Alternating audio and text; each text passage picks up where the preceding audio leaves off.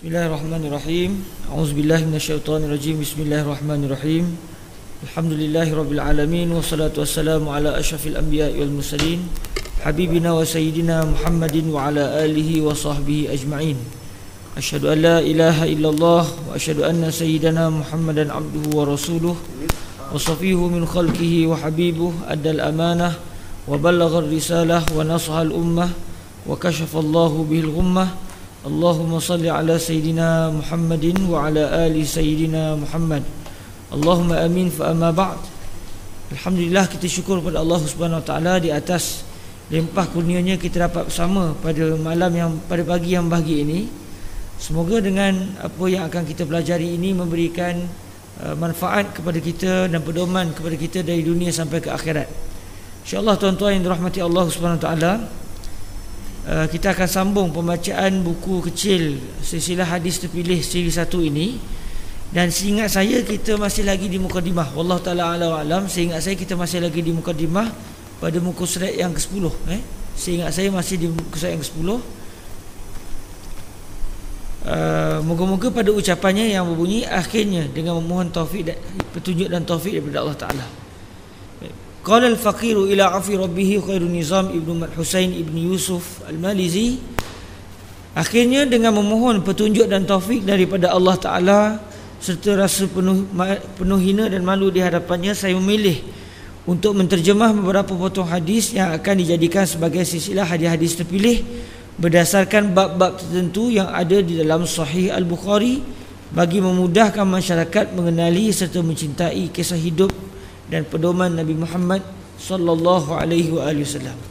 Tuan-tuan yang dirahmati Allah Subhanahu wa taala, kalau dalam mukadimah ini pada siri yang lepas saya telah menyatakan bagaimana saya boleh terfikir untuk menulis buku ini.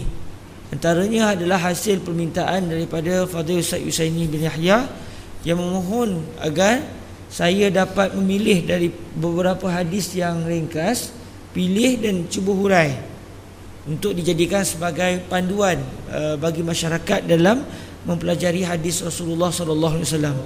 Akhirnya bila saya ajukan benda ni kepada guru saya, Fadilatul Syekh Sa'ad bin Sa'ad Jawish Al-Husaini, beliau bersetuju untuk saya menterjemahkan hadis Rasulullah sallallahu alaihi wasallam, dan akhirnya saya pun memilih untuk setiap satu tajuk besar dalam Sahih Bukhari, namanya Kitabul Iman, Kitabul Ilmi, tajuk besar je lah.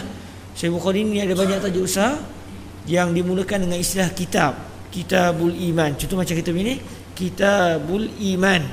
Siri 1 kita ni Kitabul Iman. Nanti siri kedua nanti Kitabul Ilmi. Siri ketiga Kitabul Wudu. Siri yang keempat Kitabul Ghusl. Tajuk-tajuk besar yang membincangkan terhadap perbahasan-perbahasan besar lah. Ilmu, keimanan, berkenaan dengan wudu, berkenaan dengan mandi junub. Lepas ni kita akan baca pula silsilah, kalau yang kelima nanti Kitabul Haid, hadis-hadis yang berkaitan dengan masalah haid dan sebagainya. Maka setiap tajuk besar tu dia akan ada banyak hadis yang dinyatakan oleh Al-Imam Al-Bukhari. Jadi saya akan ambil setiap satu tajuk itu, saya pilih 10 hadis saja, yang mana mungkin dalam satu tajuk ada 100 lebih hadis mungkin. Jadi saya hanya pilih 10 dan saya huraikan berdasarkan apa yang saya dengar daripada guru-guru saya di sana dan apa yang saya tatapi daripada buku-buku karangan ulama silam. Jadi akhirnya tuan-tuan, dengan memohon taufik dan petunjuk daripada Allah Ta'ala, saya walaupun rasa malu juga sebab kita bukan ahlinya, kita bukanlah orang yang terbaik untuk menulis, apatah lagi untuk menguraikan bicara baginda Nabi Muhammad sallallahu alaihi wasallam. Maka saya pun cuba berusaha untuk menulis buku ini, dan alhamdulillah silsilah kali pertama pun siap, nombor 2 pun siap, nombor 4 pun alhamdulillah telah pun selesai. Nombor 3 tak siap. Nombor 3 ada kawan dia kata dia try nak buat, saya kata silakan. Dah kali saya buat nombor 4, dia buat nombor 3. Lepas tu saya settle, saya tanya macam mana, dia tak siap-siap sampai sekarang. Jadi saya sekarang ni usaha pula untuk buat nombor 3. 1, 2, 4 siap lah, 3 tak siap lagi. Dan alhamdulillah tuan-tuan, tak lain tak bukan supaya kita dapat mengenali tentang baginda Nabi sallallahu alaihi wasallam. Sebab bila kita kenal Nabi, kita akan cinta kepada baginda Nabi Muhammad sallallahu alaihi wasallam. Saya memilih untuk mengambil sebahagian hadis-hadis yang diriwayatkan oleh Al-Imam Al-Bukhari untuk dimasukkan ke dalam silsilah hadis-hadis terpilih, memandangkan ketinggian nilai yang ada dalam kitab Sahih beliau. Kalau kita lihat tuan-tuan yang dirahmati Allah, di dalam sebuah kitab karangan Syekh Ibnu Abi Jamrah, yang nama kitabnya biasa kita sebut Mukhtasar Ibnu Abi Jamrah, ataupun nama famousnya, nama betulnya Jam'un Nihayah fi Bad'il Khair wa Ghayah. Syekh Ibnu Jamrah ni, Ibnu Abi Jamrah ni meninggal dunia di Mesir dan dikebumikan di Kahirah, di satu kawasan namanya Muqattam. Kalau tuan-tuan berkesempatan, buku ni ada diterjemah, buku ni ada diterjemah ke dalam bahasa Melayu. Diterjemah, dia punya tajuk dia Mukhtasar Ibnu Abi Jamrah, Mukhtasar Ibnu Abi Jamrah. Dan kalau tuan-tuan buka kitab ni, di mukadimah lagi Al-Imam Ibnu Abi Jamrah menyatakan mengapa beliau memilih hadis sahih Al-Imam Al-Bukhari. Sebab Syekh Ibnu Jamrah ni, oleh kerana beliau lihat zaman beliau tu orang dah mula tak larat nak baca hadis semua sekali. Semangat nak belajar hadis tu tak macam zaman Imam Bukhari. Semangat nak belajar hadis pada zaman Al-Imam Ibnu Abi Jamrah dah mula menurun. Bila kita kata contoh, jom kita baca Sahih Bukhari, tak ada siapa nak datang. Sebagai contoh, orang dah tak mula nak semangat nak belajar hadis Rasulullah secara sempurna, secara banyak begitu. Akhirnya beliau pun memilih hadis-hadis Sahih Bukhari yang dekat 7,000 ni, beliau pilih untuk beliau masuk, beliau cari hadis yang paling utama sekali untuk dijadikan sebagai tatapan masyarakat. Kalau tak dapat baca Sahih Bukhari semua sekali pun, sekurang-kurangnya ada beberapa hadis dalam jumlah hampir-hampir 300 hadis yang dapat ditatap oleh masyarakat, yang dipilih ataupun dianggap sebagai hadis paling utama yang ada pada Sahih Al-Imam Al-Bukhari. Jadi kalau kita baca mukadimah tu, beliau sebut mengapa beliau pilih Sahih Bukhari. Pertama, kerana kitab Sahih Bukhari adalah kitab yang paling sahih sekali. Para ulama berbeza pandangan antara Sahih Bukhari dengan Muslim, mana yang lebih kuat kesahihannya. Dua-dua sahih, cuma antara dua ni mana yang paling kuat kesahihannya. Akhirnya kebanyakan para ulama berpandangan Sahih Al-Imam Al-Bukhari adalah lebih tinggi nilai kesahihannya berbanding dengan Sahih Al-Imam Muslim. Jadi itu yang pertama kata beliau, saya pilih kerana kitab Sahih Bukhari adalah yang paling sahih. Yang kedua, kerana Imam Bukhari itu sendiri orangnya soleh, taat betul kepada Allah Ta'ala. Jadi beliau sangat kepingin untuk menjadikan hadis yang akan beliau pilih diambil daripada buku karangan orang-orang yang soleh. Yang ketiga, kata beliau, Imam Al-Bukhari ini pernah mendoakan kebahagiaan orang yang membaca kitab beliau. Beliau pernah mendoakan kebahagiaan bagi sesiapa yang membaca Sahih Al-Bukhari. Yang keempat, doa Imam Bukhari ini mustajab. Jadi bayangkan, jadi beliau kata kalau sekurang-kurangnya kita pun dapat belajar hadis-hadis yang ada dalam Sahih Bukhari, kerana Sahih Bukhari itu nilai kitabnya tinggi. Yang kedua, kerana Imam Bukhari itu orang yang soleh. Yang ketiga, kerana beliau ini doanya mustajab. Dan yang keempat, beliau sendiri telah mendoakan sesiapa yang mempelajari hadis di dalam Sahih Al-Imam Al-Bukhari. Bahkan kata Al-Imam Ibnu Abi Jamrah, pengalaman orang-orang terdahulu, kalau mereka ada masalah bila baca Sahih Al-Bukhari, masalah mereka selesai. Kalau kita baca Yasin tak? Cuba kita try sekali. Ada masalah ni, jom kita baca Sahih Bukhari. Memang hilang masalah sebab tension baca banyak sangat. Hilang terus masalah. Tak teringat langsung masalah. Bayangkan 7,000 hadis mau 3-4 hari baca tu. Pagi, tengah hari, petang, malam. Masalah pun hilang. Dapat benda lain. Yang kedua, kata para ulama, kalau Sahih Bukhari ni dibawa di dalam kapal biasanya tidak akan karam. Tak pernah lagi ada kes kapal karam, tiba-tiba dalam kapal tu ada Sahih Bukhari. Biasanya kalau orang bawa Sahih Bukhari dalam kapal tidak tenggelam. Sampai ke tahap tu sekali berkatnya hadis yang ada dalam Sahih Bukhari. Moga-moga kita pun dapat sekali lah, sebab hadis yang ada dalam buku ini dipilih daripada Sahih Al-Imam Al-Bukhari radhiyallahu ta'ala anhu wardah. Walau bagaimanapun, saya hanya akan memilih 10 hadis sahaja daripada setiap tajuk yang ada di dalam Sahih Al-Imam Al-Bukhari. Ini disebabkan jumlah seluruh hadis sahih yang ada di dalam Sahih Al-Imam Muhammad bin Ismail Al-Bukhari adalah terlalu banyak, iaitu sebanyak 7,275 hadis. Bayangkan kalau setiap hari kita baca satu hadis, maknanya kita perlukan hampir dekat 2 tahun baru kita dapat khatam. Tapi itulah, sekurang-kurangnya dapat juga khatam tak? Kalau kita jadikan sebagai bacaan harian kita. Baik, Pun begitu tuan-tuan, 7,275 hadis itu berdasarkan kiraan bilangan hadis yang ada di dalam kitab Sahih Al-Bukhari cetakan Asy-Sya'b. Tapi setelah saya rujuk kitab Sahih Al-Imam Al-Bukhari berdasarkan cetakan Jam'iyah Al-Maknas Al-Islami, yang mana cetakan Jam'iyah Al-Maknas Al-Islami itu dianggap sebagai cetakan yang paling halus sekali, yang paling terbaik lagi setakat ni di dalam mencetak hadis Rasulullah sallallahu alaihi wasallam, kerana dia ada satu lajnah khusus yang mengkaji kesahihan, ketulinan, dan juga mereka menulis dengan begitu tertib. Sangat susah kita nak jumpa kesilapan cetakan di dalam mana-mana kitab karangan para ulama silam yang dicetak melalui Jam'iyah Al-Maknas Al-Islami, yang antara kita boleh kata orang yang bertanggungjawab di dalam cetakan ini, dalam cetakan Jam'iyah Al-Maknas Al-Islami ini adalah Mufti Mesir sendiri pada hari ini, Syekh Ali Jumaah.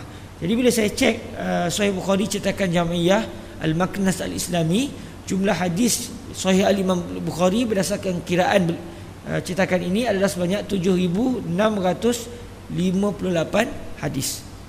Mungkin tuan-tuan tanya macam mana boleh berbeza pula tu? Kenapa tuan-tuan? Kadang-kadang ada satu hadis yang panjang, sebagai contoh satu hadis yang panjang yang dianggap sebagai satu hadis.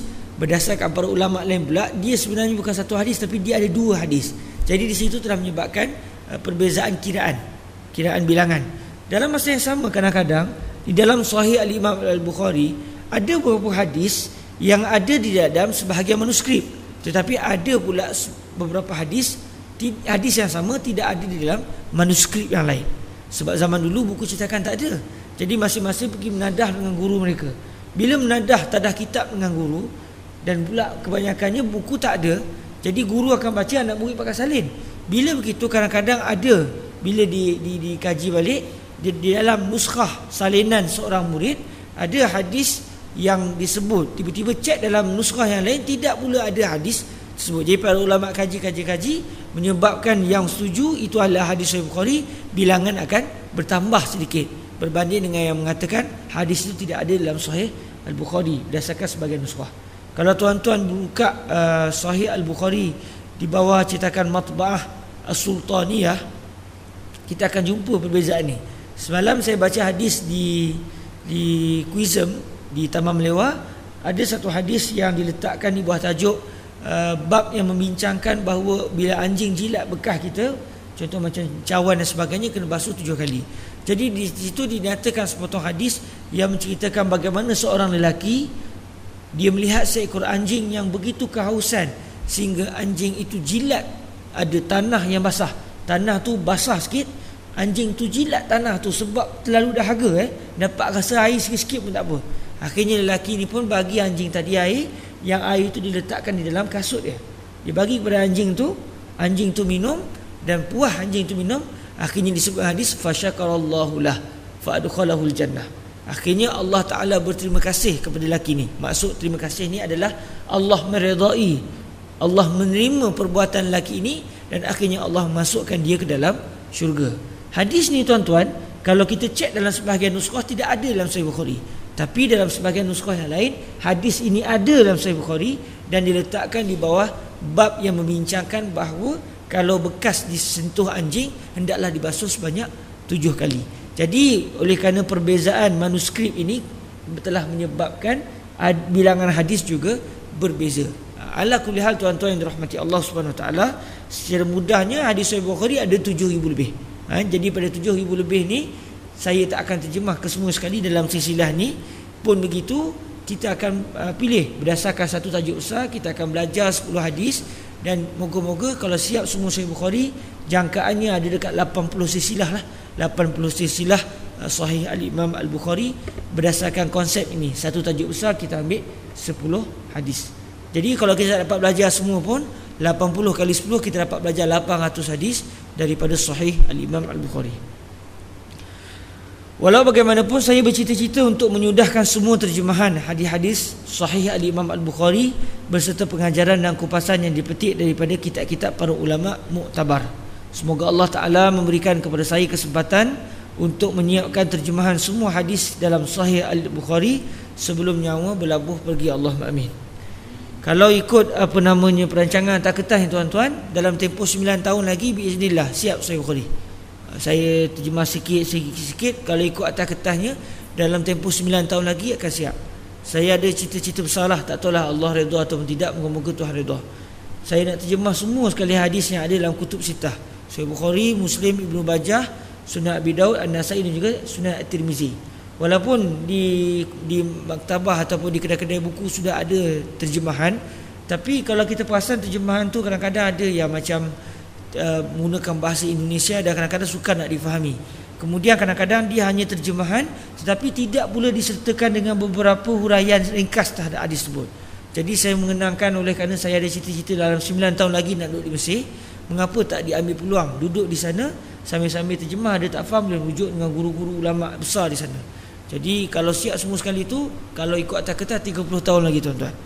Tuan-tuan mintalah umur panjang 30 tahun, pakat-pakat kita jumpa balik. Kalau tidak, saya siapkan di kubur lah. Kalau tidak, saya siapkan di kubur nanti. Tuan-tuan jumpa saya dalam barzah nanti, saya akan tulis, insya-Allah SWT. Baik tuan-tuan, kita masuk kepada muka surat yang ke-17. Hari ini kita akan tengok sikit siapakah dia Al-Imam Al-Bukhari, pengarang kepada Sahih Al-Bukhari, yang merupakan orang yang telah bertanggungjawab yang begitu besar di dalam Islam, sehingga beliau dapat menghasilkan sebuah kitab yang ulung di dalam sejarah umat Islam. Baik, hari ini kita akan masuk kepada siapakah dia Al-Imam Al-Bukhari radhiyallahu taala anhu ardah. Insan bertuah dalam sejarah Islam ini bernama Muhammad bin Ismail bin Ibrahim bin Al-Mughirah bin Bardizbah Al-Bukhari Al-Ju'fi radhiyallahu anhu. Muhammad bin Ismail bin Ibrahim bin Al-Mughirah bin Bardizbah Al-Bukhari Al-Ju'fi. Tuan-tuan mudah nak ingat nama Imam Bukhari. Tuan-tuan ingat Rasulullah, tuan-tuan akan ingat Imam Bukhari.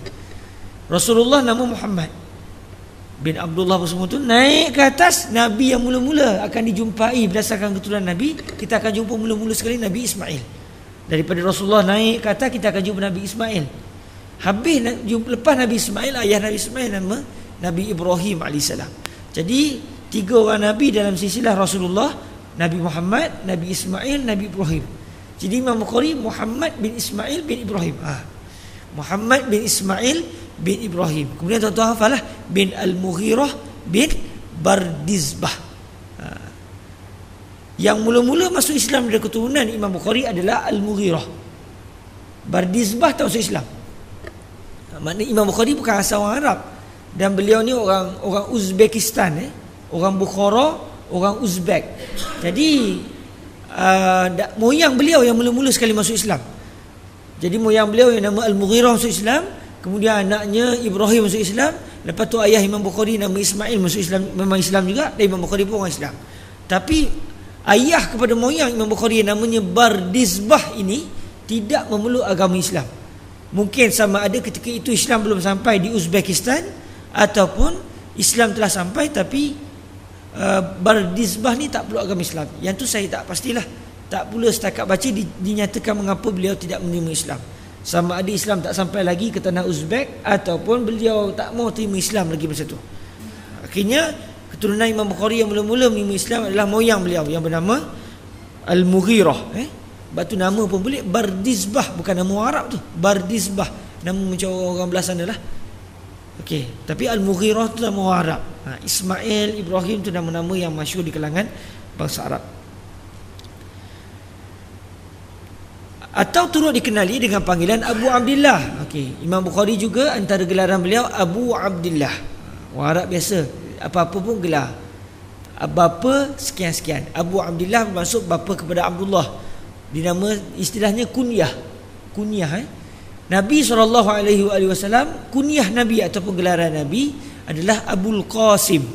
Abul Qasim, bapa kepada Al-Qasim, iaitu anak Nabi yang sulung adalah Sayyidina Al-Qasim yang meninggal dunia sewaktu kecil dahulu. Al-Qasim. Jadi orang Arab memang begitu, dia suka, dan itu dianggap sebagai benda yang baik. Sebab kita kenal orang tu bukan takat nama dia, dengan anak-anak dia kita kenal.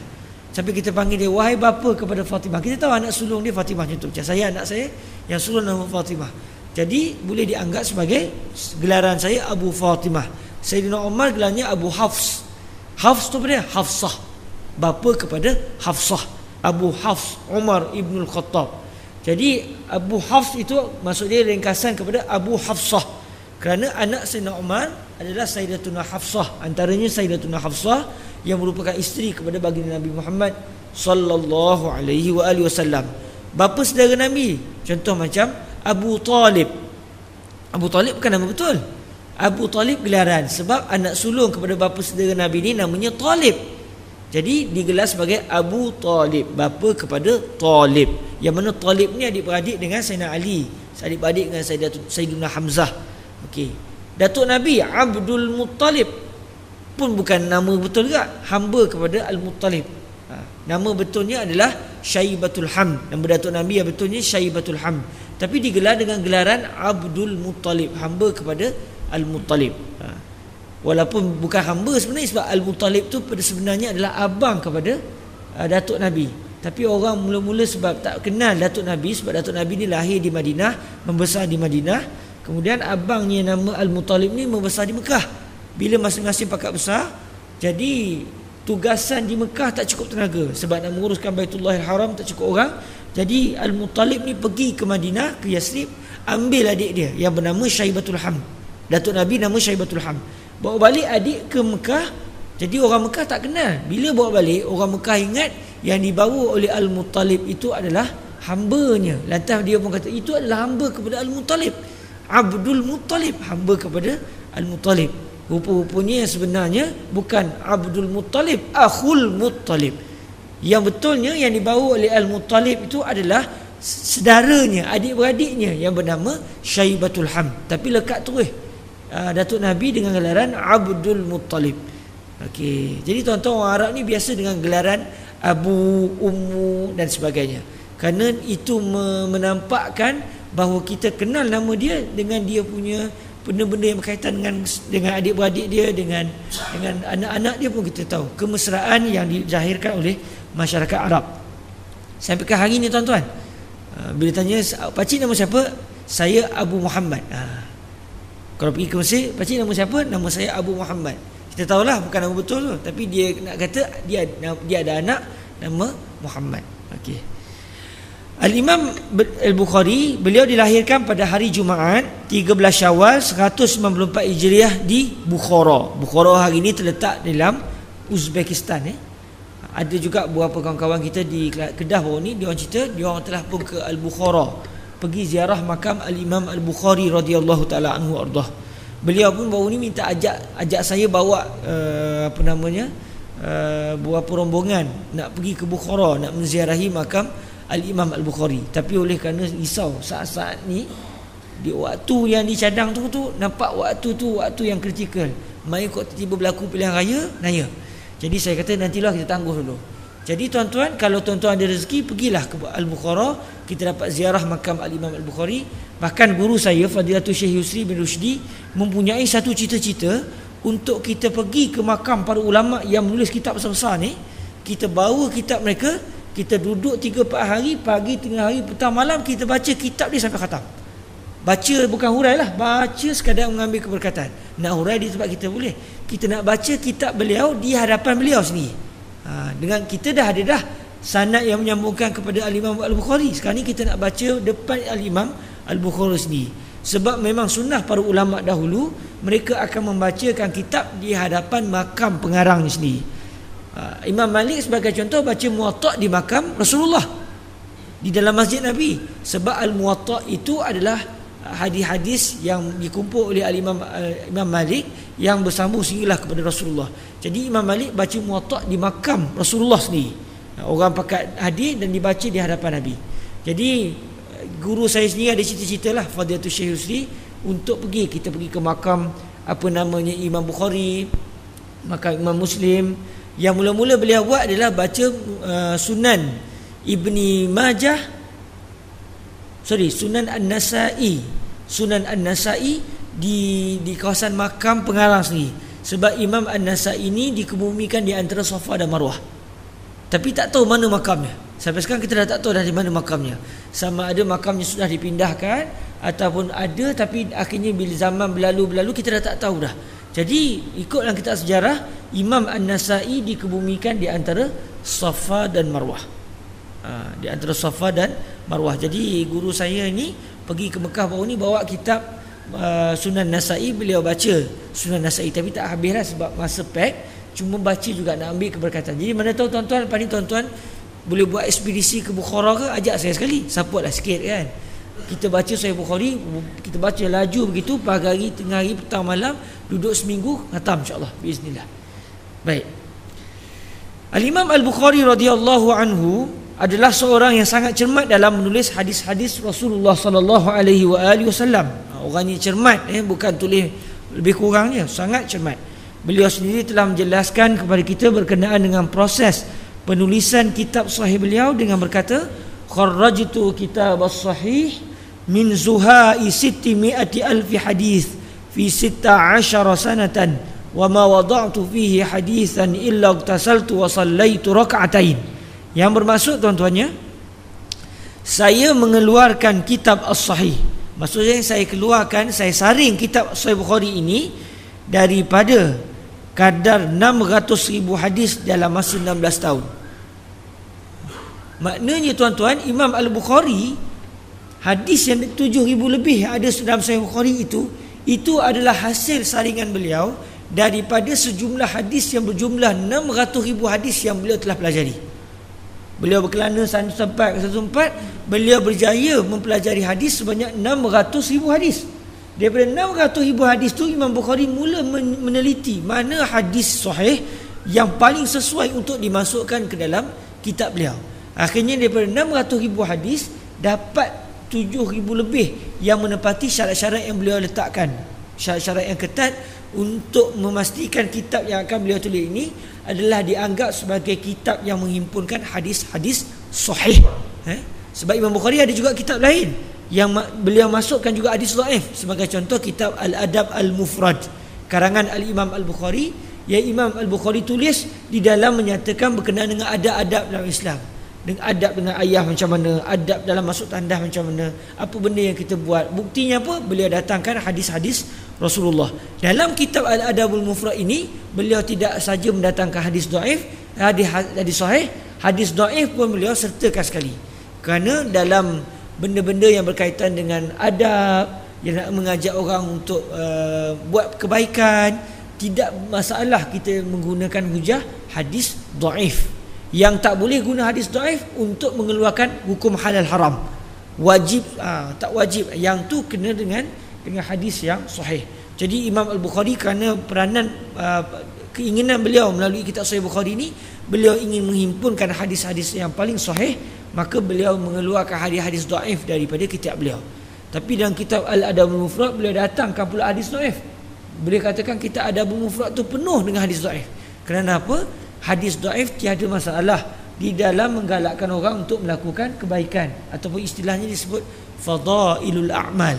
Sebarang hadis dhaif boleh diguna pakai sebagai hujah untuk menggalakkan orang melakukan kebaikan ataupun untuk mencegah orang daripada melakukan kemungkaran. Jadi benda-benda begitu tidak ada masalah. Contoh hadis yang menunjukkan besarnya pahala orang yang sembahyang Jumaat, katakan hadis dhaif, tak ada masalah. Hadis yang menyatakan ngerinya azab bagi orang yang melakukan zina sebagai contoh, zina hukum selesai lah.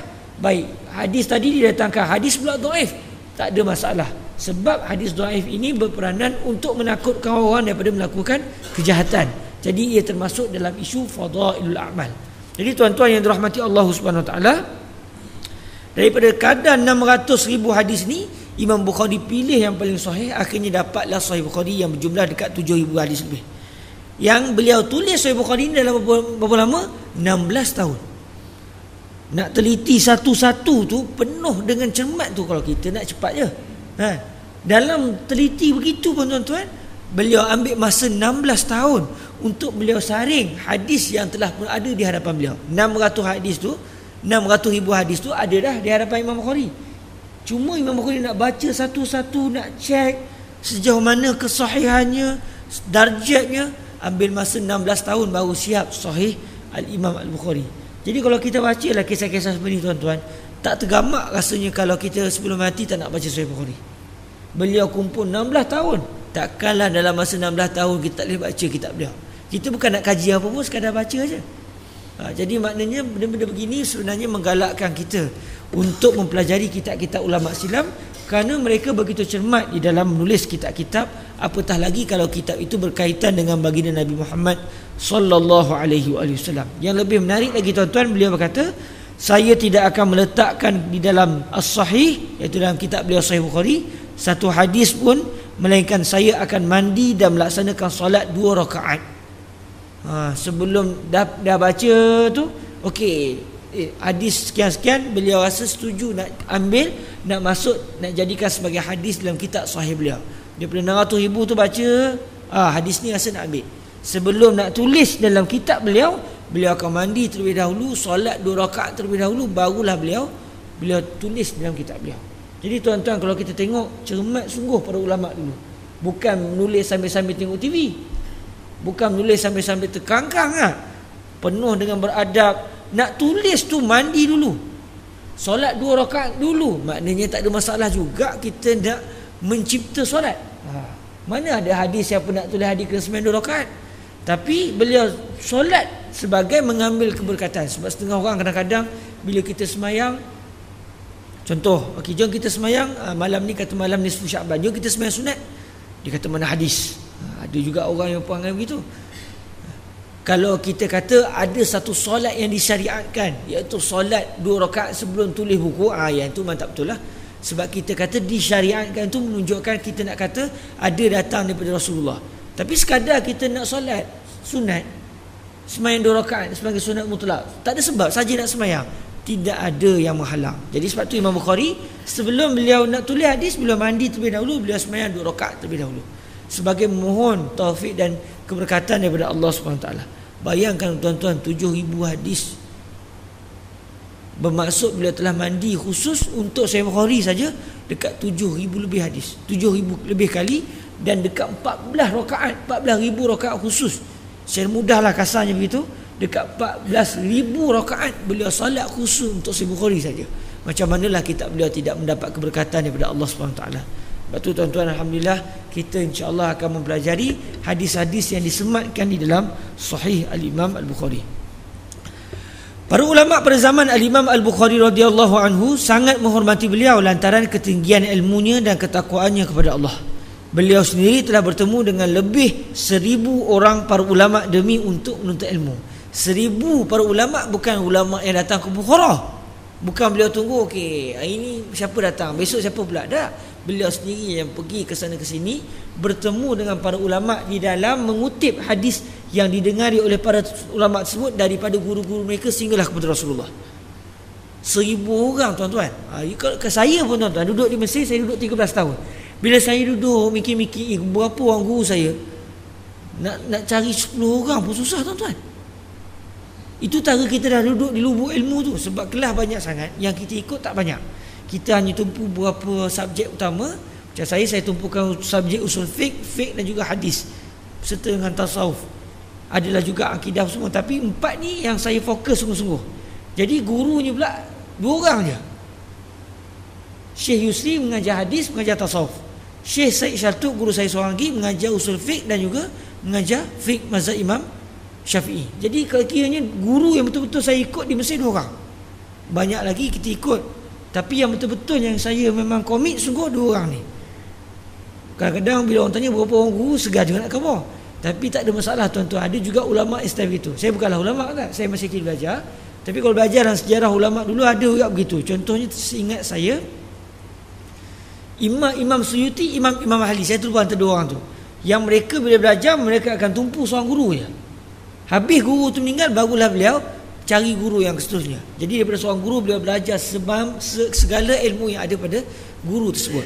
Imam Bukhari tuan-tuan, beliau jelajah sana ke sana, dapat 1,000 orang guru yang beliau dapat pelajari, lebih dari 1,000 orang guru. Jadi situ pun kita rasa Allahu Akbar, jauh sangat antara kita dengan beliau. Tuan-tuan tunggu di masjid ni, dah berapa orang guru tuan-tuan belajar.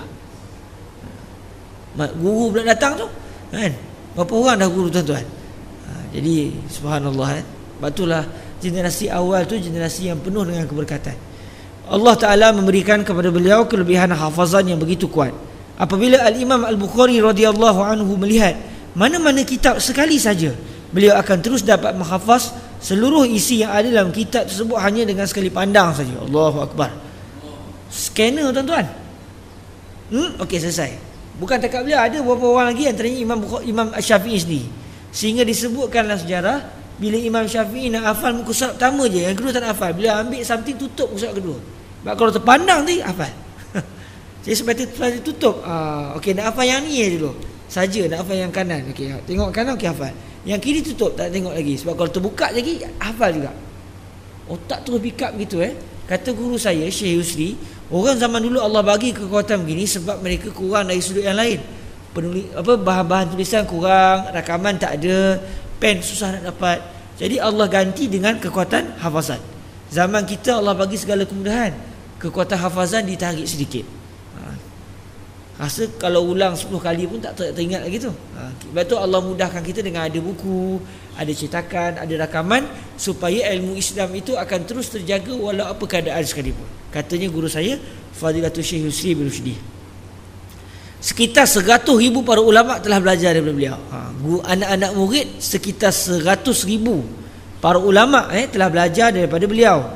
Al-Imam Muslim sendiri, Imam Muslim pengarang Sahih Muslim tu, Al-Imam Muslim sendiri yang merupakan salah seorang murid beliau, pernah mengeluarkan satu kata-kata yang cukup menunjukkan betapa beliau sangat kagum dengan Al-Imam Al-Bukhari radhiyallahu anhu. Imam Muslim salah seorang anak murid kepada Imam Al-Bukhari. Tapi kalau kita buka Sahih Muslim, tidak ada beliau sebut haddatsana Al-Bukhari, qala haddatsana. Dia tak ada satu hadis pun Sahih Bukhari yang dimasukkan dalam Sahih Muslim. Kenapa tuan-tuan? Bukan Imam Muslim tidak menghormati Imam Bukhari, kerana para ulama hadis mereka akan cuba mencari hadis yang di antara mereka dengan Nabi ringkas. Semakin dekat mereka dengan Nabi, semakin mereka akan mengambil hadis tadi. Jadi oleh kerana Imam Muslim dan Imam Bukhari satu zaman, jadi oleh kerana Imam Bukhari menjelajah, Imam Muslim juga menjelajah. Jadi Imam Muslim menjumpai beberapa hadis yang beliau telah dengar daripada Imam Bukhari, yang mana beliau dengar direct terus kepada guru yang, sebagai contoh, orang yang mana antara dia dengan Rasulullah lebih dekat berbanding kalau Imam Muslim mendatangkan hadis yang diriwayatkan oleh Imam Al-Bukhari. Contoh gini, saya bawa contoh yang mudah. Katakan saya berguru dengan Tuan Imam. Saya berguru dengan Tuan Imam. Jadi daripada Tuan Imam cerita bahawa Tok Kenali bagi tahu begini. Katakan Tuan Imam pernah bertemu dengan Tok Kenali. Okey. Atau begini, saya buat contoh mudah. Katakan saya pernah berguru dengan Tuan Imam kita. Tuan nama siapa? Haji Syuja'. Haji Syuja'. Dalam mazhab Syafi'i kita ada seorang ulama nama Al-Imam Abu Syuja'. Meninggal dunia dalam umur 160 tahun tak silapnya. 160 ataupun 150 tahun. 160 tahun seingat saya lah, atau 120 tahun, yang penting 100 lebih. Yang mana beliau ni sampai tua semayang tak ada sakit-sakit, mata clear, telinga okey, sampai orang pelik, umur lanjut. Beliau ni asalnya qadil qudah, maknanya ketua hakim negara Islam ketika tu. Akhirnya selepas habis tempoh, beliau berhenti jadi tukang sapu sampah di Masjid Nabi SAW. Beliau mengendah diri sampai tahap tu. Daripada ulama besar, beliau kata saya nak berkhidmat untuk Nabi. Jadi setiap hari bersihkan kubur Nabi, sapu-sapu sampah di masjid. Dan kalau ikut riwayat, di antara makam Nabi dengan beliau dikebumikan dekat dengan makam Rasulullah. Maknanya mungkin hari ini, sebab kita tak pernah masuk dalam makam Nabi betul, mungkin kita akan jumpa kubur Imam Abu Syuja' yang dikebumikan di antara beliau dengan Nabi dekat dah. Sebab ulama yang lain rasa seronok kerana Imam Abu Syuja' ni orangnya alim, orangnya hebat dalam mazhab Syafi'i, pernah jadi ketua bagi segala hakim, dalam masa yang sama boleh tawaduk sampai ke tahap tu. Dan tuan-tuan yang dirahmati Allah, bila orang tanya kepada beliau, macam mana bila tua-tua pun tapi okey, telinga okey, mata okey, tak usah apa, tulang-tulang okey, kata beliau, kami jaga anggota kami sewaktu kami kecil, kami tak guna anggota kami untuk buat maksiat, akhirnya bila kami tua, Allah jaga anggota kami. Itu Imam Abu Syuja'. Okey, tuan nama Syuja'. Itu sebenarnya tuan. Katakan saya pernah dengar satu hadis daripada tuan. Daripada tuan imam kita, Tuan Haji Syuja'. Tuan Haji Syuja' kata, saya telah mendengar hadis ni daripada, katakan, Syekh Idris Al-Marbawi. Syekh Idris Marbawi kata, ni sebagai contoh, Syekh Idris Marbawi kata, adalah guru Syekh Idris, Tok Kenali. Syekh Idris kata, saya pula telah mendengar cerita ini daripada Tok Kenali. Jadi saya kalau ikut riwayat Tuan Guru ataupun Tuan Haji Syujak, antara saya dengan Tok Kenali, Tuan Haji Syujak dan juga Syekh Idris Marbawi, dah 2 orang. Okey, katakan pula tiba-tiba saya sempat bertemu dengan salah seorang anak murid kepada Tok Kenali sini. Katakan kita kata namanya Tok Guru Ali, katakan Tok Guru Ali.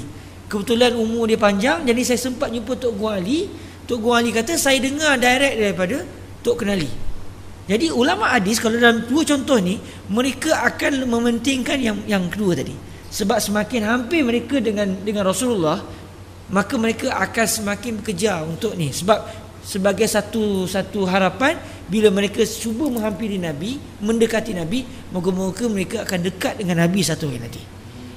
Juga kita semualah. Jadi kalau saya meriwayatkan hadis tadi, hadis yang sama, saya riwayatkan melalui jalan Tuan Guru Haji Syujak, maka dia akan jadi saya dengar Tuan Haji Syujak, dengar Syekh Idris Marbawi, dengar ke Tok Kenali. Saya dia 4 orang.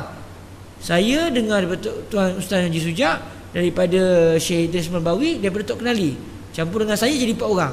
Tapi kalau saya dengar daripada Tok Guru Ali tadi, saya dengar daripada Tok Guru Ali terus kepada Tok Kenali.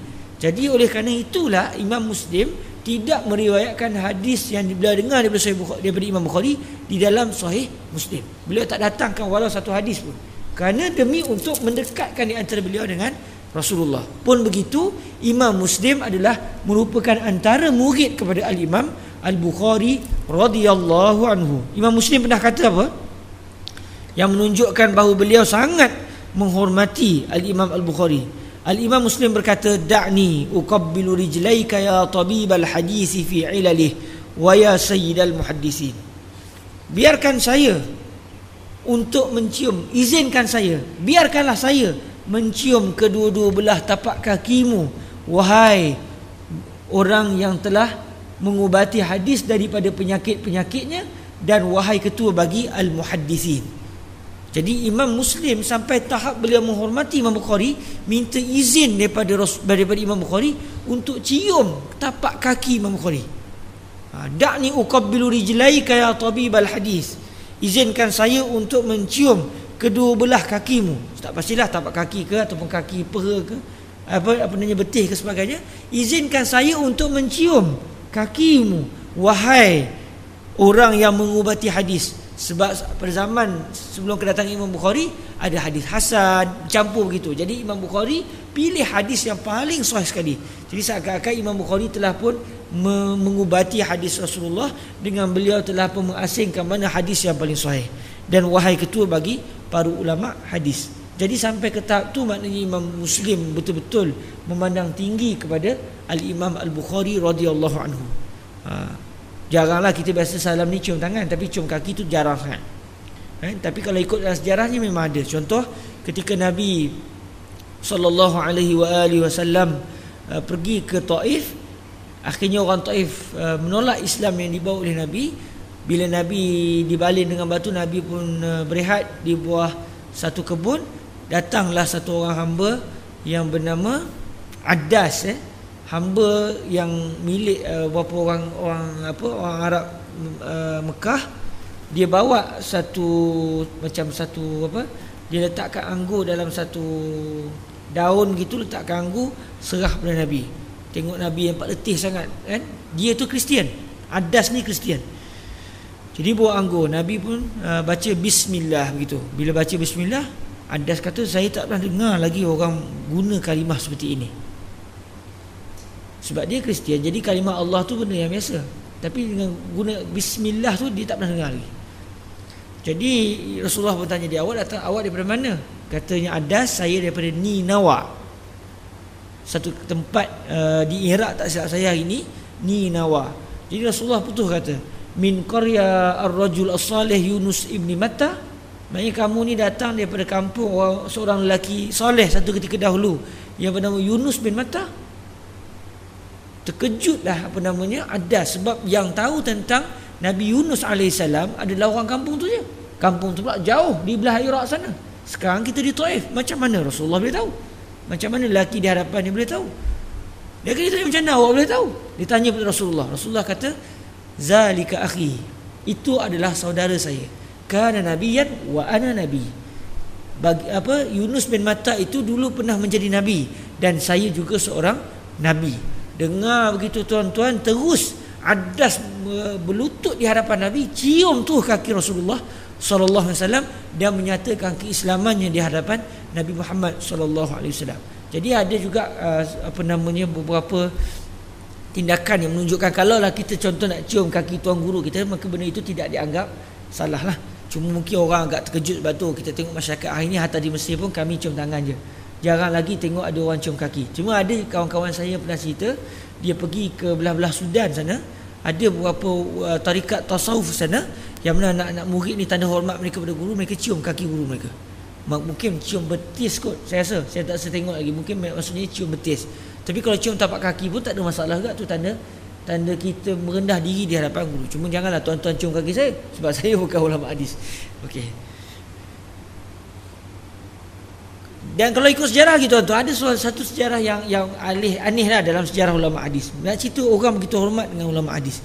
Imam Abu Dawud yang bernama Sulaiman bin Ash'as, beliau adalah pengarang kepada Sunan Abi Dawud. Beliau ni antara ulama hadis pada zaman beliau. Ada seorang ulama sufi pernah bertemu dengan beliau. Bila jumpa Imam Abu Dawud, kata ulama sufi tadi, saya terlupa siapa nama ulama sufi ni. Dia kata kepada Imam Abu Dawud, saya nak buat satu permintaan, tapi tolong jangan tolak permintaan saya. Janji. Boleh tak? Tak beritahu lagi apa permintaan. Tapi nak minta kepastian bahawa Imam Abu Daud akan tunaikan permintaan tadi. Jadi Imam Abu Daud kata, InsyaAllah kalau saya mampu lakukan, saya akan tunaikan. Kata ulama sufi ni tadi, keluarkan lidah kamu, saya ingin mencium lidah yang digunakan untuk membaca hadis Rasulullah sallallahu alaihi wasallam. Jadi Imam Abu Daud pun gitulah, keluarkan lidah. Ulama sufi tadi cium lidah Imam Abu Daud kerana beliau rasa gembira dapat mencium lidah yang diguna pakai untuk membacakan hadis Rasulullah sallallahu alaihi wasallam. Jadi tawaduk ulama satu ketika dahulu tu akan terzahir dengan kisah-kisah mereka. Imam Asy-Syafi'i pernah meminta agar Imam Ahmad memberikan baju Imam Ahmad kepada Imam Syafi'i, supaya baju Imam Ahmad tadi, Imam Ahmad ni anak murid Imam Syafi'i, Imam Syafi'i itu gurunya. Imam Syafi'i kata dia hantar utusan, minta utusan tadi tempat jauh, pergi bertemu dengan Imam Ahmad, minta Imam Ahmad bagi baju yang sedang dipakai oleh Imam Ahmad bagi kepada Imam Syafi'i. Imam Syafi'i nak minta. Jadi Imam Ahmad pun oleh kerana guru minta, dia pun buka baju dia yang dipakai bagi kepada tak silapnya Ar-Rabi', anak murid kepada Imam Syafi'i yang kedua. Jadi Ar-Rabi' pun bawa balik lah. Rabi' pun bawa balik baju tadi pergi Imam Syafi'i. Apa Imam Syafi'i buat? Imam Syafi'i rendam baju Imam Ahmad. Imam Syafi'i minum air tadi. Sebab apa? Ini baju yang bersentuh dengan kulit orang yang soleh. Tu anak murid tu. Maknanya kita tengok ulama dulu tawaduk sangat begitu sekali. Mereka merasakan bila orang tu soleh, mereka nak ada keberkatan. Antaranya dengan sentuhan. Antaranya kalau Imam Syafi'i sampai minum air baju. Kalau kita tak daya rasa, sayang pun tak sampai hati nak buat begitu tak. Tapi begitulah maknanya para ulama kita dahulu, mereka sangat merendah diri walaupun sesama kepada anak murid mereka sendiri. Al-Imam Ahmad bin Hanbal pernah berkata, ma akhrajat Khurasanu misla Muhammad ibn Ismail, yang bermaksud negeri Khurasan, negeri belah-belah Uzbek sana tu, tidak pernah mengeluarkan seorang pun seperti Muhammad bin Ismail Al-Bukhari. Jadi Imam Ahmad bin Hanbal yang merupakan murid kepada Imam Asy-Syafi'i sendiri mengakui ketokohan Al-Imam Al-Bukhari di dalam ilmu hadis Rasulullah sallallahu alaihi wasallam. Antara para ulama hadis yang meriwayatkan hadis Rasulullah sallallahu alaihi wasallam daripada beliau adalah Al-Imam At-Tirmizi dan Al-Imam Ibnu Khuzaimah. Imam Tirmizi kita biasa dengar kan, Sunan Tirmizi, riwayat Tirmizi. Tirmizi, Turmuzi, boleh baca tiga. Boleh baca Tirmizi, boleh baca Tirmizi, boleh baca Turmuzi. Yang biasa orang Melayu kita sebut Tirmizi. Riwayat Imam Tirmizi. Kalau masyayikh kami di Mesir biasa rawahu Tirmizi. Tirmizi. Kalau ulama Mesir biasa guna Tirmizi. Tapi sebagian ulama lain pula biasanya rawahu Turmuzi. Dua-dua, tiga-tiga boleh digunakan. Okey. Beliau merupakan salah seorang antara murid kepada Al-Imam Al-Bukhari. Antaranya lagi seorang ulama hadis juga namanya Al-Imam Ibnu Khuzaimah. Imam Ibnu Khuzaimah. Jadi tuan-tuan yang dirahmati Allah, saya rasa kita berhenti setakat ini dahulu sebab tajuk perbahasan yang kesunya ini agak tinggi dan agak memerlukan kepada huraian panjang. InsyaAllah kita berhenti setakat ini dahulu. Dan kalau ada rezeki tuan-tuan, ada sekali kuliah subuh juga saya 25 hari bulan ke 25 hari bulan kita akan sambung pembacaan berkenaan dengan sejarah Al-Imam Al-Bukhari, dan insyaAllah kita akan habiskan pada 25 nanti. Dan kita akan bacakan tuan-tuan sanad yang menghubungkan di antara saya sehinggalah kepada Al-Imam Al-Bukhari, dan daripada Al-Imam Bukhari bersambunglah sehinggalah kepada Rasulullah sallallahu alaihi wasallam. Semoga dengan keberkatan ini kita selaku para hadirin ada pertalian dengan Rasulullah sallallahu alaihi wasallam. Kita belajar dulu, orang belajar dari guru ke guru, guru ke guru, dan saya belajar Sahih Bukhari ini daripada guru-guru saya di sana. Jadi tuan-tuan pun, walaupun saya bukanlah seorang guru, saya hanya masih lagi belajar di sana. Jadi tuan-tuan dengar hadis daripada saya pula dengar daripada guru-guru saya, guru saya dengar daripada guru-guru mereka, bersambung daripada generasi ke generasi sehinggalah kepada Al-Imam Al-Bukhari dengan nama-nama yang akan kita sebutkan selepas ni. Dan Imam Bukhari pula dalam kitab beliau menyatakan beliau dengar hadis ini daripada siapa sampai ke sahabat Nabi, sampai kepada Rasulullah sallallahu alaihi wasallam.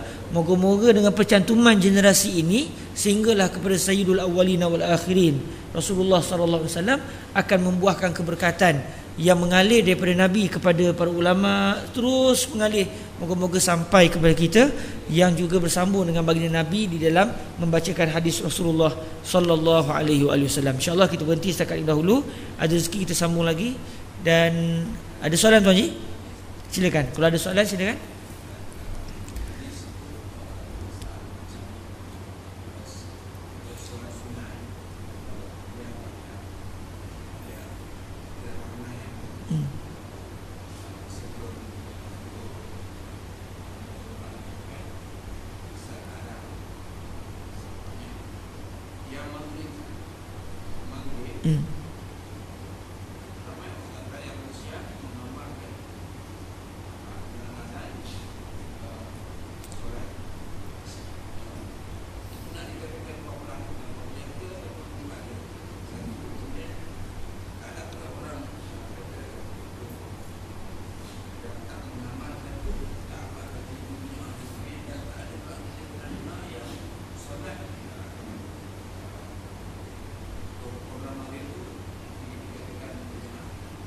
Okay. Tentang solat sebelum maghrib, lepas azan maghrib sembahyang sunat 2 rakaat.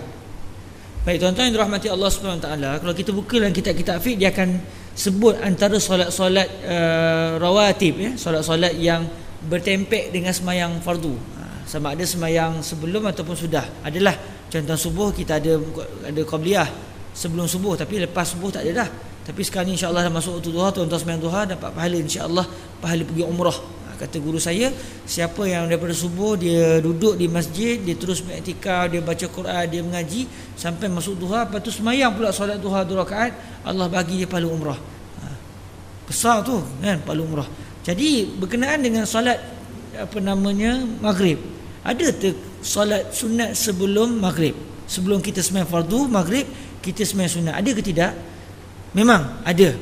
Sembahyang sunat sebelum maghrib memang ada, dan ada disebut dalam hadis-hadis yang dinyatakan oleh para ulama kita.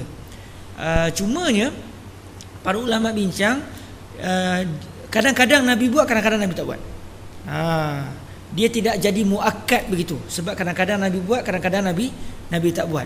Tapi kalau selepas maghrib itu memang Nabi buat. Okey? Itu memang Nabi buat, dan sangat, kalau tinggal pun saya tak pasti Nabi pernah tinggal atau tidak. Tapi kalau sebelum maghrib kadang-kadang Nabi buat, kadang-kadang Nabi tak buat. Jadi di sini kalau kita buat tak ada masalah, sebab kita juga telah melakukan perbuatan yang pernah dibuat oleh baginda Nabi. Dan bagi saya eloklah kita buat. Walaupun Nabi tak buat tu, Nabi nak cerita darjat sembahyang tadi. Tidaklah begitu, maknanya kalau tak dibuat tu jadi satu kerugian yang sangat besar. Tapi kalau tak buat rugi juga. Sebab Rasulullah tinggalkan tu nak menyatakan kepada kita status solat tadi. supaya kita tahu status dia tidaklah semacam sembahyang sunat lepas maghrib. Maknanya kalau lepas maghrib tu jangan tinggal lah. Tapi kalau sebelum maghrib ni kalau ada hal, tak apalah, kita tak solat pun tak apa. Tapi kalaulah kita okey, tenang, tak ada masalah, mengapa kita tak buat? Maka ia satu kerugian walaupun tidak wajib. Sehingga tuan-tuan disebut di dalam sebahagian hadis, para sahabat Nabi ketika solat, bila orang azan, sebabkan pada zaman tu lepas habis azan terus sembahyang. Dalam ada beberapa hadis yang saya pelajari daripada guru saya Fadilatul Syekh Husni. Jadi beliau menyatakan hadis ini menunjukkan bahawa selepas habis azan saja akan terus iqamat dan sembahyang maghrib. Maknanya kalau lepas azan nak sembahyang sunat tak sempat. Macam di Masjid Al-Azhar sebagai contoh. Habis saja azan maghrib terus iqamat dan sembahyang maghrib terus. Tidak ada, mereka tidak buat ruang waktu untuk sembahyang sunat qabliyah. Pun begitu, oleh kerana dah ruang tu tak ada, apa yang dibuat oleh para sahabat Nabi? Masa orang tengah azan maghrib, dia orang sembahyang sunat 2 rakaat. Nak cerita sampai sahabat Nabi tak nak tinggal juga tu sembahyang qabliyah maghrib. Jadi imam Allahu Akbar, mereka pun Allahu Akbar. Habis azan, habis 2 rakaat. Jadi baca tu laju sikit lah. Habis je azan, mereka pun habis 2 rakaat, terus qomat, terus sembahyang maghrib, supaya dapat juga solat qabliyah. Jadi macam kita setengah masjid dibiar ruang, pun tak ada masalah. Tidaklah dianggap tidak dianggap benda yang bersalahan. Sehingga tuan-tuan dalam mazhab al-Imam Asy-Syafi'i, pandangan kedua Imam Syafi'i ketika Imam Syafi'i telah sampai ke Mesir, iaitu mazhab jadid, mazhab Imam Syafi'i. Imam Syafi'i berpandangan waktu maghrib akan habis setelah mana? Masuk maghrib, sembahyang 2 rakaat maghrib, sembahyang maghrib, lepas tu sembahyang ba'diyah maghrib. Habis saja waktu tu, habislah sembahyang waktu sembahyang maghrib. Yang kita amalkan hari ini, waktu maghrib habis sebelum masuk waktu isyak, itu adalah mazhab lama bagi Imam Syafi'i. Cuma para ulama kata sebenarnya antara mazhab lama dengan mazhab baru dalam isu ini, sebenarnya yang kita pegang mazhab lama. Mazhab baru ni macam kekuatannya tidak sekuat mazhab lama, dia panggil mazhab qadim. Satu lagi mazhab jadid. Kebiasaannya kita akan pegang dalam mazhab Lafiq, mazhab Syafi'i, kita pegang qaul jadid Imam Syafi'i, ucapan yang terbaru Imam Syafi'i. Tapi dalam isu ni kita pegang mazhab qadim sebagaimana disebut oleh para ulama di dalam mazhab Imam Asy-Syafi'i. Maknanya Imam Syafi'i pun menjadikan ruang waktu sembahyang maghrib tu, kalau ikut mazhab jadid beliau, adalah kita masuk waktu, kita ambil wuduk, sembahyang 2 rakaat. Lepas tu sembahyang maghrib. Imam Syafi'i sini mengiktiraf ada kewujudan sembahyang 2 rakaat sebelum maghrib. Habis maghrib, katakan ruang waktu tu ambil masa 15 minit ataupun 20 minit. 20 minit selepas azan, kalau ikut Imam Syafi'i, habislah waktu maghrib. Siapa yang tak sembahyang maghrib lagi, qada. Jadi walaupun isyak tak masuk lagi, tapi ruang waktu tu sudah habis waktu maghrib kalau ikut mazhab jadid. Tapi yang kita belajar selama ini adalah hasil daripada para ulama mengatakan yang kita pegang dalam isu ini bukan mazhab baru Imam Syafi'i, tapi ucapan lama Imam Syafi'i yang menyatakan habis maghrib bila masuk waktu isyak. Yang kita buat hari inilah, jadi selesai.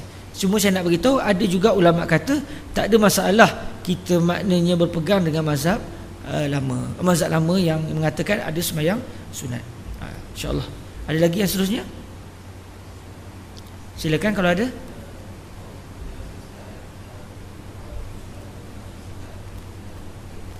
Waktu saudara start bila?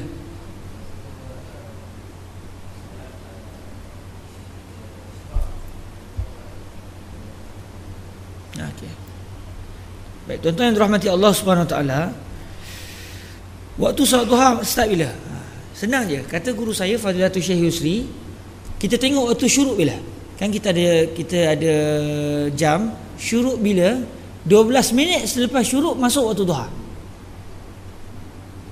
12 minit selepas syuruk masuk waktu duha. Okey? 12 minit selepas waktu syuruk masuklah waktu duha. Dia ada kiraan sikit ilmu falak dah. Dia ada darjat apa saya tak tahu dalam ilmu falak. Setelah dikira-kira tu, maknanya 12 minit selepas masuk waktu syuruk tu. Waktu syuruk berapa sekarang ni? Pukul 7 ke? 7.12. Waktu syuruk 7.12. Main 7.12 campur dengan 12 lebih kurang dalam lebih kurang 7.5 begitulah tak? Ke lebih sikit. Maknanya 12 minit selepas tu bolehlah kita mula solat duha dan masuklah waktu duha. Daripada habis kita sembahyang subuh, contoh kita habis sembahyang subuh tadi, sampai nak menjelang ke waktu duha, haram sembahyang. Itu waktu yang diharamkan sembahyang. Contoh kita dah sembahyang subuh, selesai. Orang tak sembahyang subuh, dia turunlah sembahyang. Kita dah habis sembahyang subuh. Daripada lepas habis kita sembahyang subuh sampai nak menjelang ke waktu duha, itu waktu yang diharamkan solat.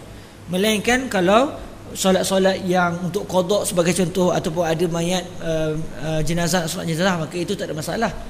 Tapi kalau saja-saja nak sembahyang tak boleh. Baik. Itu satu, maknanya waktu duha mudah je, 12 minit selepas waktu syuruk. Yang kedua, adakah solat duha dan solat isyraq tu sama? Yang disebut oleh para ulama sama, nama je beza. Macam solat subuh, solat fajar sama sembahyang sunat, sembahyang fardu fajar, solatul fajri, solatul subhi sama, dua-dua sama. Sembahyang subuh, sembahyang fajar, itu nama je beza tapi bendanya sama. Jadi yang disebut oleh para ulama, sembahyang sunat duha dengan sembahyang sunat isyraq tu sama. Benda sama. Bolehlah niat solat sunat al-isyraq ataupun solat sunat al-duha. Dan kalau ikut katanya Al-Imam Abu Hurairah radhiyallahu taala anhu, Sayyidina Abu Hurairah kata, kekasihku iaitu Nabi telah pun mewasiatkan supaya jangan tinggal 3 benda. Pertama, jangan tinggal puasa dalam masa sebulan, kena 3 hari puasa. Dalam masa sebulan tu pilihlah 3 hari untuk puasa. Dan jangan tinggal solat duha, dan jangan tinggal sebelum tidur sembahyang witir. Witir sebelum tidur, witir. Jadi 3 hari itu selesai. Maknanya kalau kita puasa Isnin Khamis itu lebih, itu lagi baik. Tapi kalau tidak, puasalah sekurang-kurangnya 3 hari dalam masa sebulan. Lepas tu solat duha, bukan susah pun 2 rakaat, maka janganlah kita tinggal. Kalau kita tertinggal, katakan kita qada balik, tak ada masalah kita qada sembahyang sunat. Tiba-tiba hari itu tak sempat ke ataupun terlupa, dah zuhur, baru teringat, ya Allah, tak sembahyang duha, qada lah, tak ada masalah. Boleh qada sembahyang sunat, tak ada masalah. Dan sembahyang witir sebelum tidur, para ulama menyatakan, Rasulullah nyatakan kepada Imam Bukhari, kerana sesiapa yang tak mampu nak qiyamul lail pada waktu malam, maka sebelum tidur dia sembahyanglah solat witir. Dia boleh niat sembahyang sunat mendirikan malam sebelum tidur. Sebab tak disyaratkan qiyamul lail ni kena tidur dulu. Yang disyaratkan kena tidur dulu sembahyang sunat tahajud. Tapi sembahyang sunat yang lain, dengan niat kita nak menghidupkan malam dengan ibadat, maka tak ada masalah. Kita nak sembahyang hajat ke, kita nak sembahyang sunat tasbih ke, lepas isyak kita boleh sembahyang. Dan kita niat ini adalah solat mendirikan malam, solat malam, qiyamul lail. Maka kita akan dapat pahala qiyamul lail setiap malam.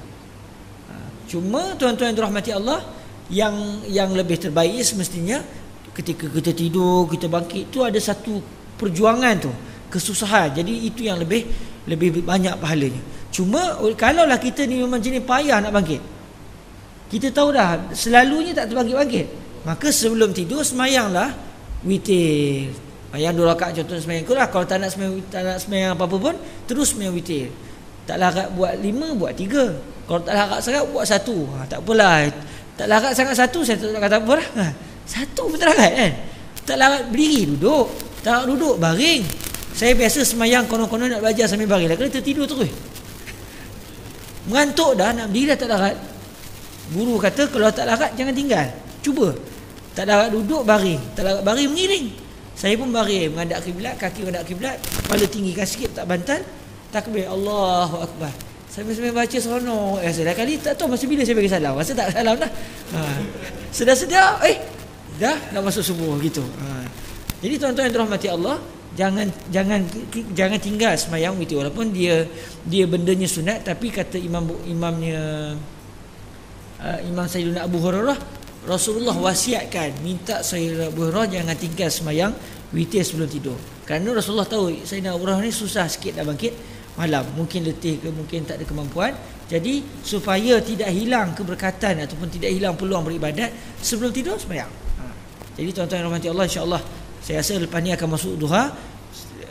Ambil peluang, kita dah duduk dah dekat dah ni. Kalau kita pada hari-hari lain mungkin duduk syukur tu tak sampai pukul 7.30 tu, tapi dah kebetulan kita ada kuliah subuh ni, kita dapat bersama.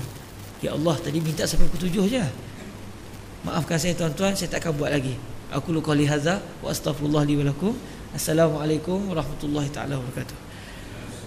A'udzubillahi minasyaitonir rajim. Bismillahirrahmanirrahim. Alhamdulillahirabbil alamin wassalatu wassalamu ala asyrafil anbiya'i wal mursalin habibina wa sayyidina Muhammad wa ala alihi wa sahbihi ajma'in. Allahumma ja'alna min ibadikal muttaqin wa ja'alna min ibadikal salihin wa ja'alna min ibadikal ladzina yujahiduna li'a'la'i syari'atid din.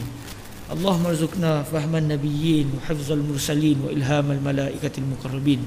Ya Allah, berikanlah kami kekuatan hafazan sebagaimana yang ada pada para nabi, dan berikanlah kami ilham yang baik sebagaimana ilham yang ada pada para malaikat, dan berikanlah kami ya Arhamar Rahimin keberkatan di dunia dan juga di akhirat. Allahumma rzuqna tatbiqul Islam. Ya Allah, berikanlah kami ya Allah peluang untuk kami dapat laksanakan Islam ya Allah.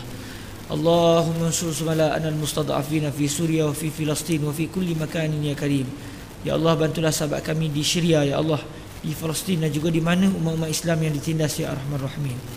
Allahumma amisna ala syahadati an la ilaha illallah Muhammadun Rasulullah. Ya Allah, matikan kami ya Allah di atas dasar akidah tiada Tuhan melainkan Allah, dan sesungguhnya Nabi Muhammad adalah utusanmu ya Allah. Allahumma rzuqna hafizal Quran. Ya Allah, berikanlah kami peluang ya Allah untuk dapat menghafaz Al-Quran sebelum kami mati ya Allah. Warzuqna ihfaza ahadits Rasulillah. Berikanlah kami ya Allah kekuatan dan peluang untuk dapat menghafaz hadis baginda Nabi Muhammad sallallahu alaihi wasallam. Rabbana atina fid dunya hasanah wa fil akhirati hasanah wa qina azaban nar. Wa sallallahu ala sayyidina Muhammadin wa ala alihi wa sahbihi wa baraka wa sallam. Walhamdulillahi rabbil alamin. Taqabbalallahu minkum.